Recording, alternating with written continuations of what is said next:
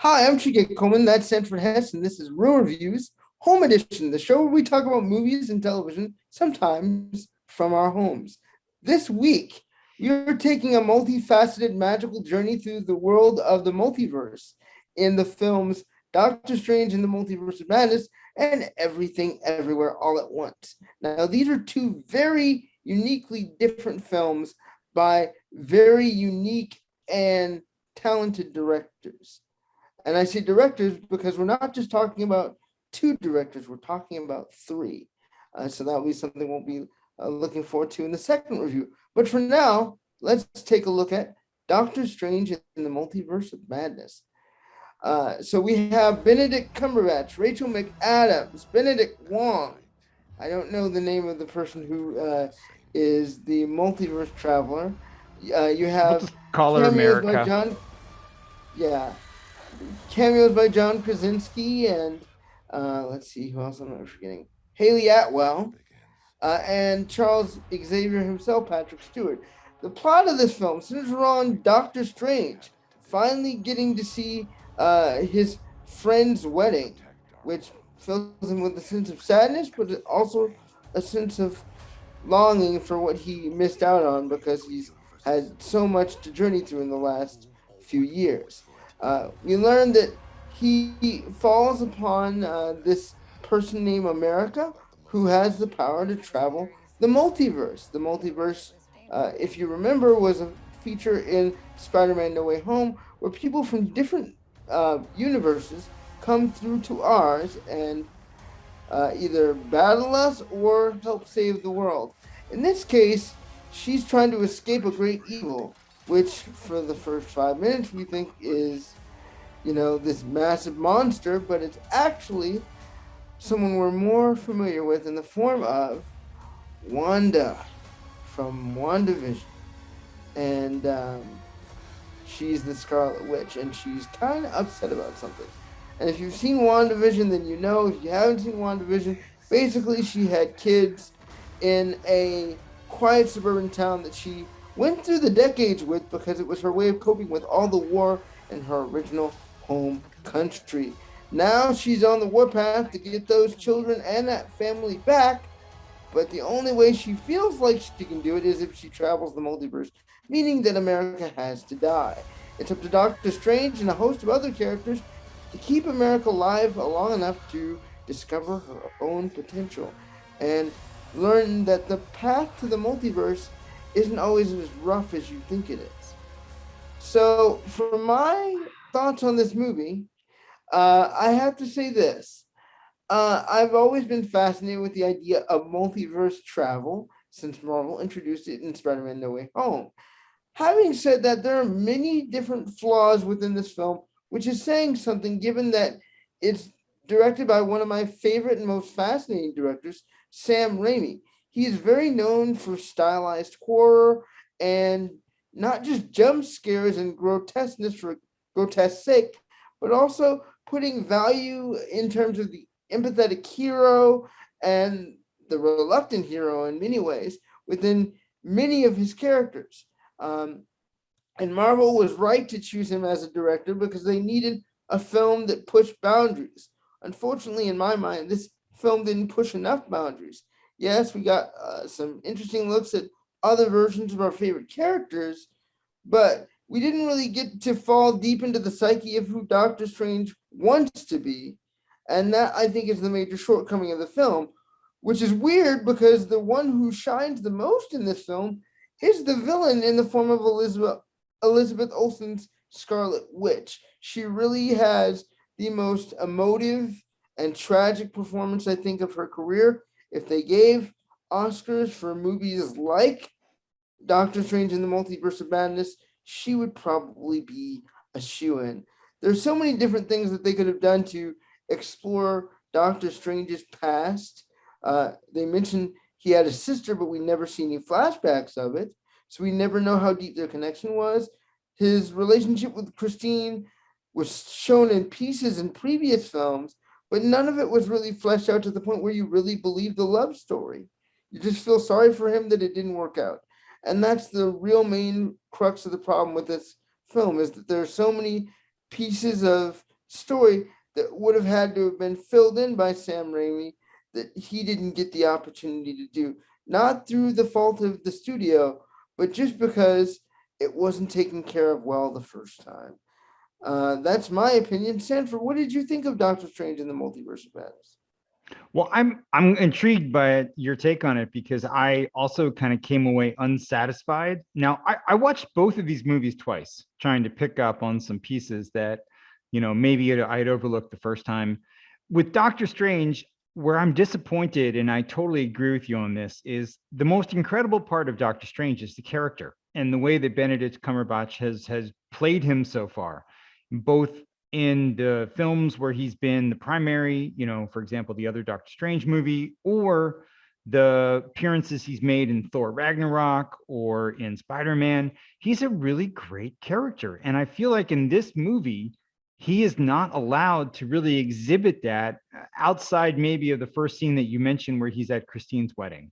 For too much of the movie, they fell back into this sort of trite, we're running after things, we're chasing things, and also the fights with magic just don't go over well on screen. The sort of big, everybody drawing their circles to make a shield. The strength of Doctor Strange is the character in the situations, not the fighting. And so that's where I kind of was disappointed by this movie, is that too often it devolved into what I thought was the most absurd part of the whole film, was actually Doctor Strange physically fighting with somebody else and hitting each other. I mean, doesn't he have shattered hands? Isn't that part of his whole backstory? I have questions about that we'll have to get into in the off Yeah, air. yeah. No, so I I definitely totally agree with you on that.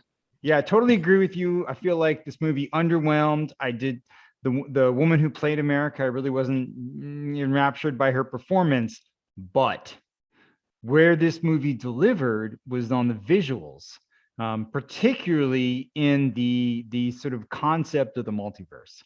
And to me, some of the most incredible parts of this film are when they're transitioning between the multiverses, and they just let their animators go crazy with different versions and ideas of what that could be like.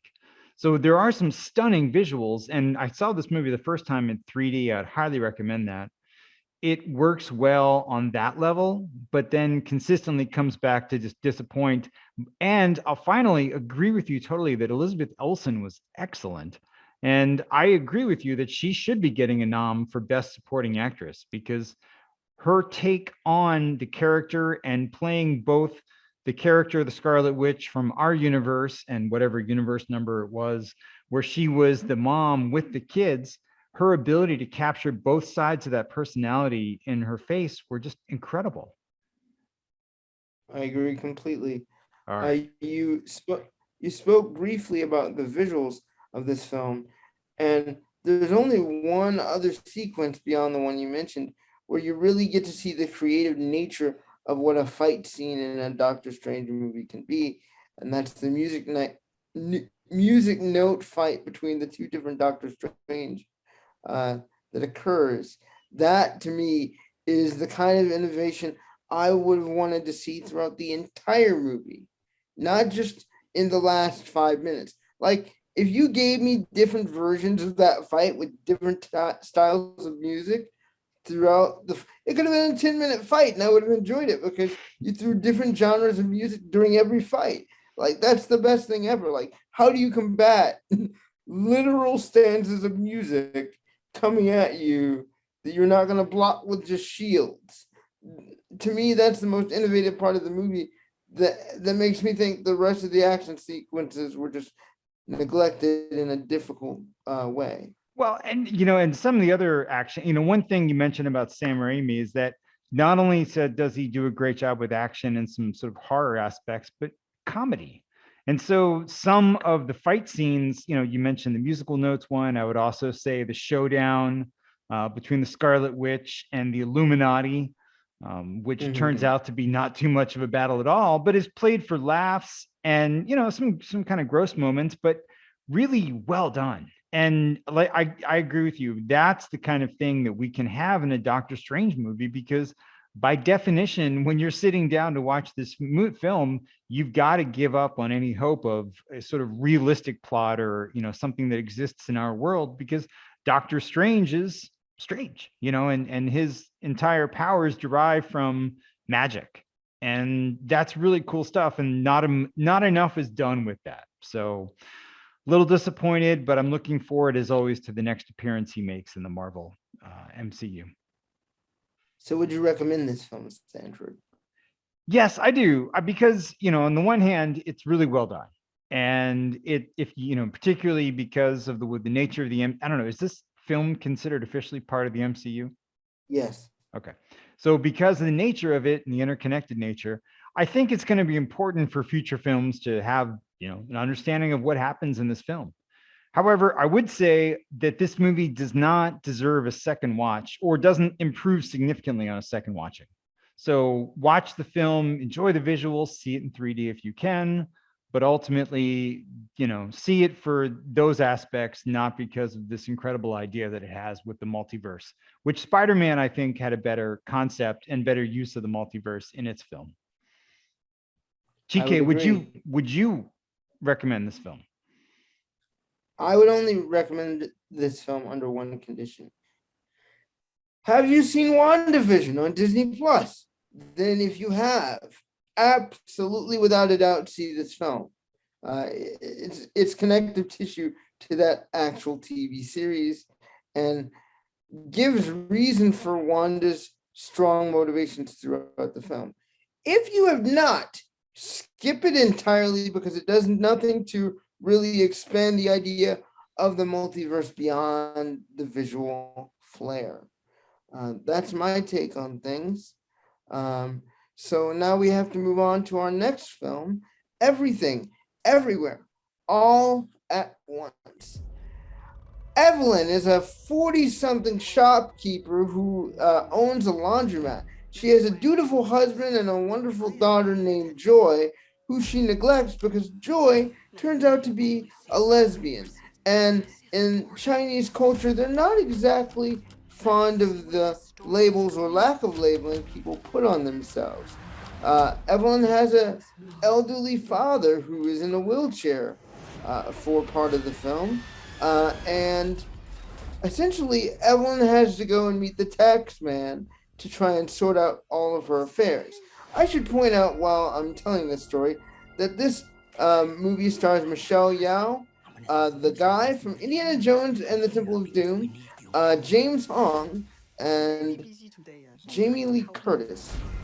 So while they're at the tax center, Evelyn is contacted by another version of her husband that says, hey, there's this person, Yobu Tabaki, that is trying to come out and destroy you because of something you've done. You need to figure out how to arm yourself with different versions of the different choices you could have made and save yourself and your family.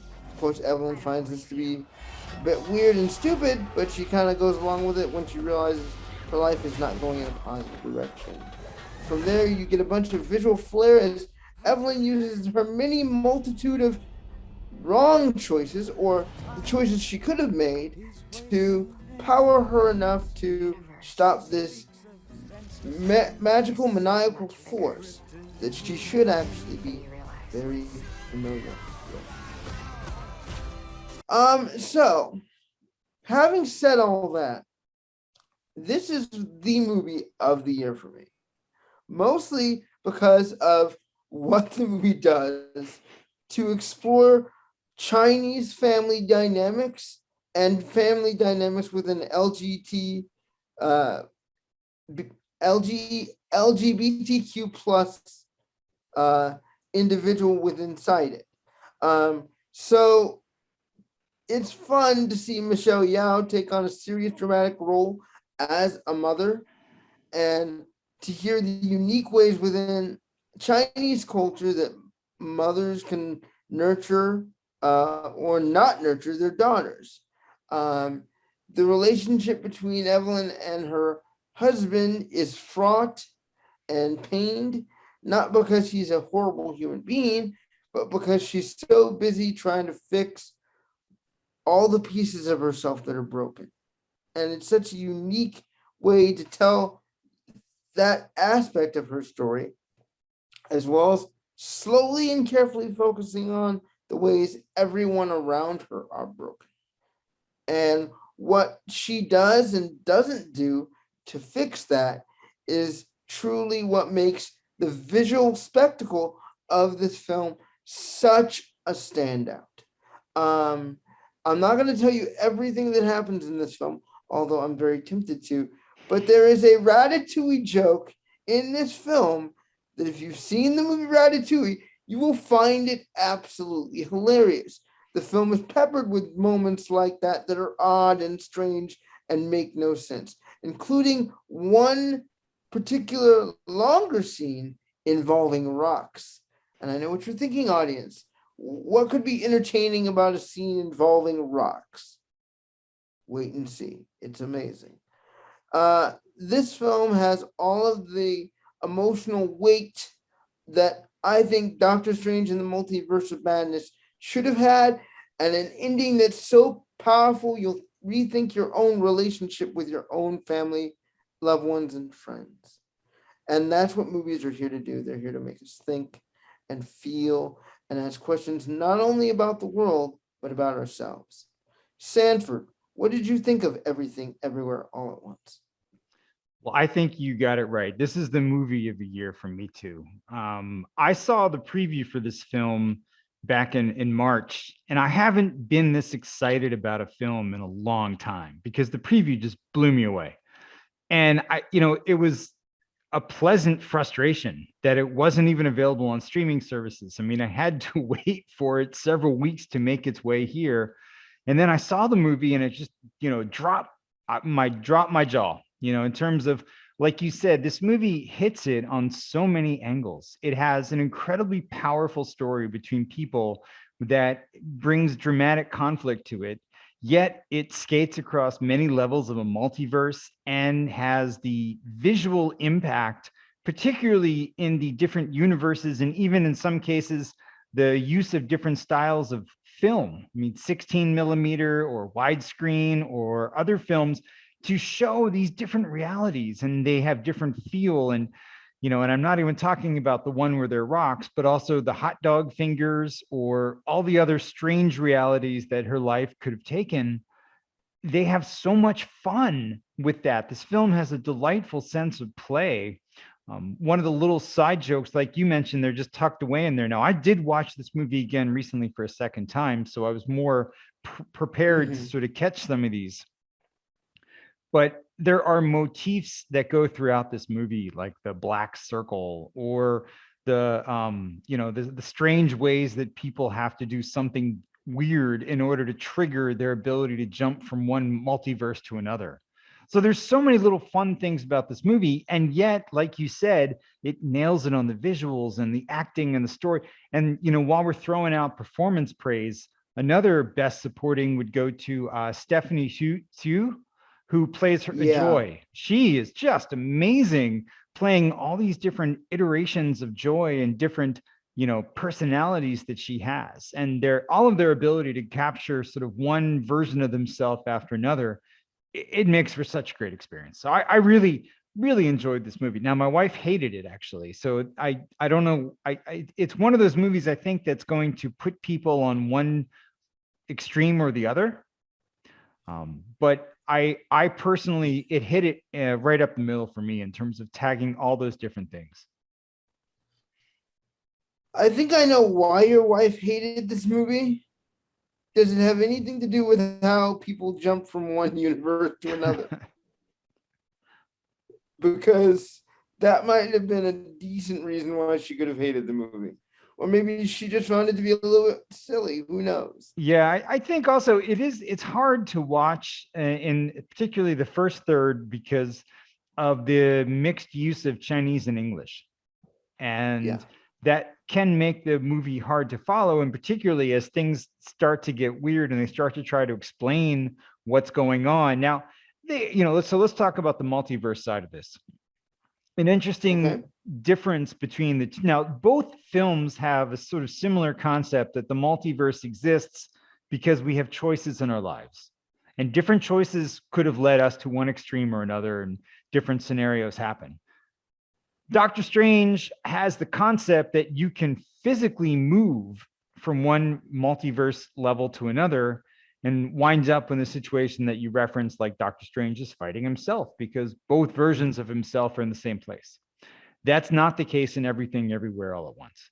In this film, you can only move your consciousness to a different universe, but the body that's there is the one that's there, which makes for an interesting and different version. Although when you dwell on the details too much, it kind of breaks down.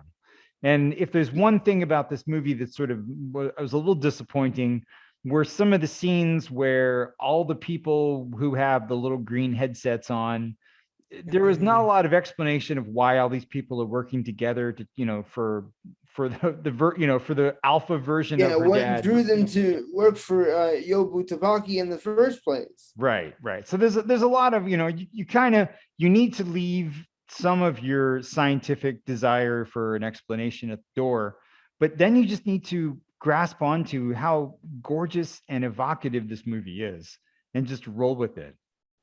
So for me, I think, it does a better job in terms of the multiverse, in terms of making it a relevant part of the film, and also particularly her ability to draw lessons from the other versions of herself. Whereas in Doctor Strange, it was more just sort of a reason to have some cool visuals and the idea that Doctor Strange is fighting himself. Right, I agree. There is one other special shout out I want to give to this film in particular. You mentioned Stephanie Sue, but I also have to give a shout out to I'm gonna blank on his name. Well, there's James Hong, of course, who is a veteran of this industry for over 50 years, who does an amazing job as the grandfather in both the flashback scenes and in the present day stuff. But again, the other shot has to go to I forget what his name is. Her husband, the father, Ke Huy Quan, is his. Ke Huy Quan, who was last seen by moviegoers in Indiana Jones and the Temple of Doom as Short Round. He has so much to do in this film in terms of being kind and considerate, and also bold and brash toward Michelle Yeoh's Evelyn, that I want a Best Supporting Actor nom for him.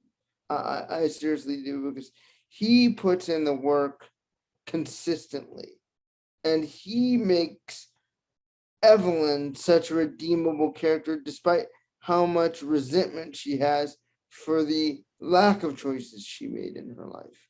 And when a character can do that, that's powerful storytelling, that's powerful character work, and that's powerful filmmaking. This movie was directed by the Daniels, whose previous credit is the disgusting Swiss Army Man. Did not enjoy it either. Yeah. So they redeem themselves in a major way, and the themes of family here, especially when you look at the last 20 minutes, are so profoundly touching. Yeah, pretty much from when, like you touched upon it, from when they're rocks forward. I mean, there's just some really incredible touching scenes that they do with so little. And some of it happens, even without dialogue, just in the physical contact that they have. It's really, I really can't say enough about this movie or recommend it highly enough to people. And one last thing is it has kick-ass kung fu fighting. Yeah. So, and the other thing I want to point out from a filmmaking standpoint, which is something you always point out to me, the spacing, both in terms of the dialogue and the way people are in a scene together within movement, to show how far apart emotionally or how close together they are. It's an amazing achievement that I don't usually get a chance to look at, but when I notice it, it enriches the whole experience. And that film definitely played on the idea of spacing, both emotionally and within the script and the dialogue. Yeah, maybe that's the theme of our show tonight, is that I hope that when Oscar season rolls around, this needs to be on the list of best films of the year, and some of those performances need to be nominated, because this is an atypical film, but ultimately it's actually has the ability to be an incredibly popular film.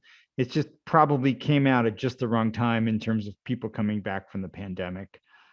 I think that this film will be recognized through the years as a really great achievement and will probably spawn a lot of imitators, but this film delivers. So I do have one final question for you. Do you think that this film would have done better than Spider-Man No Way Home had it come out before that film?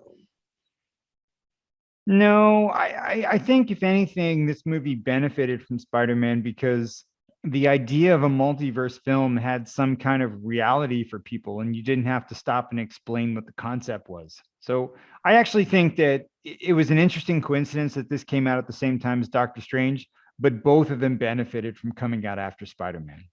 What do you think?